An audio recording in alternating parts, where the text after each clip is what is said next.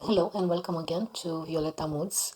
Why are people so many times trapped into situations that make them feel bad? Why people accept a marriage in which they are aggressed and in which they suffer a lot of violence? Or why do people accept generally being treated badly on a large period of time, and they still go on.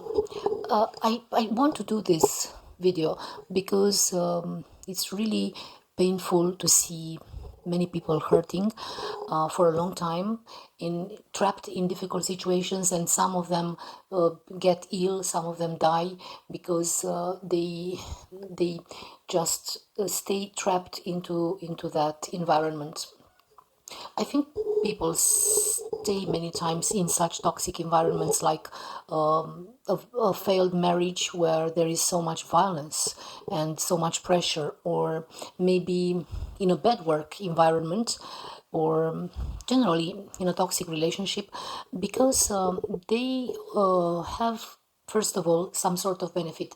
There is, in that situation, some small advantage that they have and that they perceive like in an exaggerated manner. They give too much importance to that little advantage compared to the damage that they are done by going on and keeping on staying in that bad situation. For instance, a marriage that doesn't work, and where there is frequent violence from one of the husbands.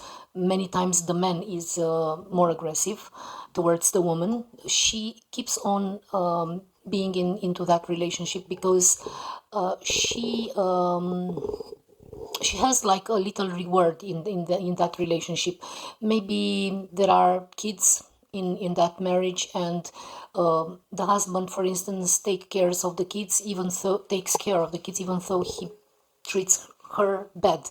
Or maybe from time to time he is nice and he acts good, and he says that he's sorry. And if, I mean, I don't want to create now scenarios, because we have all heard all sorts of scenarios like this, and there's nothing new if I give an example of this type.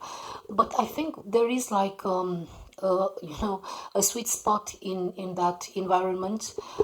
But I think now my opinion is that for a tiny advantage, you give up your life, your well-being, your freedom, just for a tiny advantage. And that's not equitable, that's not fair, that's not balanced at all. Indeed, when someone gets used to a traumatic situation, it's difficult for them to get out, because it became like their second nature, their way of living. And it's still, there is something inside of them which keeps telling them that they should get out of that bad situation. It takes a bit of courage, it takes a bit of rational thinking. Why, for a tiny advantage, give up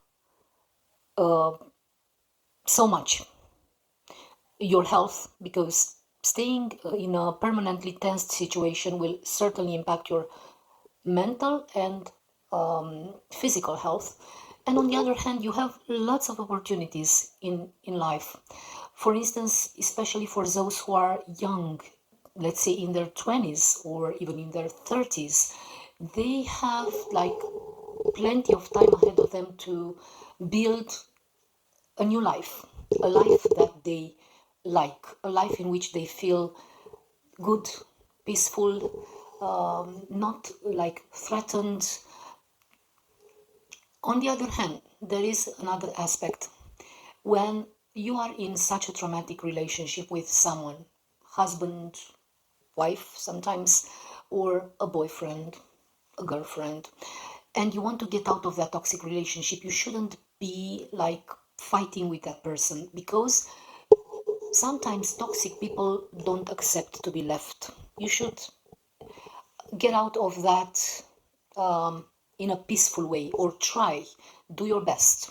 Do your best at least not to get into a conflict when you decide to depart that toxic relationship, because as I've said, you put yourself in danger.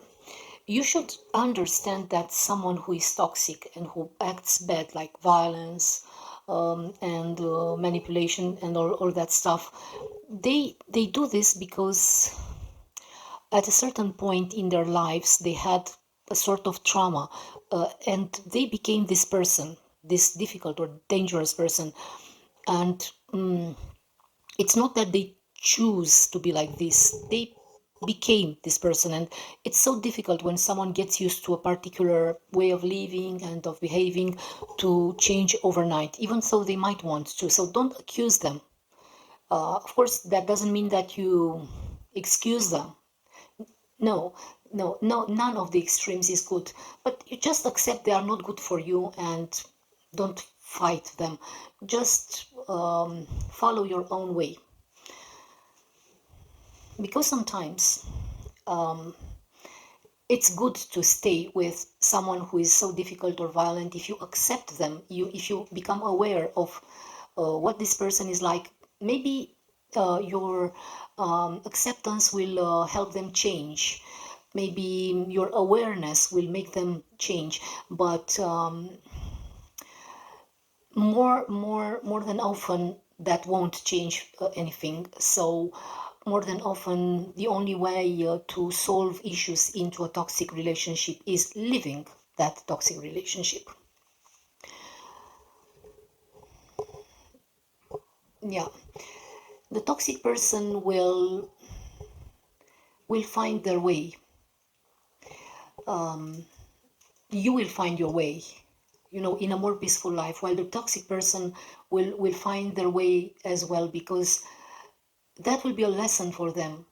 The fact that you don't take their bad attitude, that will be a lesson, and that will help them maybe at a certain points to struggle more, to change, and to become a less violent or less toxic person. That's what I wanted to say with this vlog. Don't trade a little tiny advantage for the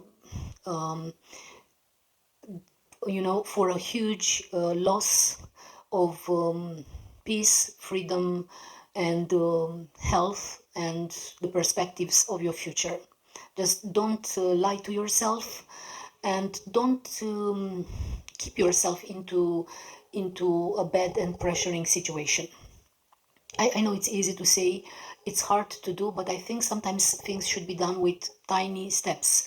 First of all, you should be aware. You should see what keeps you trapped. Why do you keep staying into a bad environment, situation, toxic, violent, and so on? What attracts you there? What keeps you trapped there? What is that advantage that you have? And then little by little you will be able to to build your way out, to find your way out of that toxic relationship. And with this, I wish you to have a great day. I hope that was useful, and see you in the next video. Goodbye.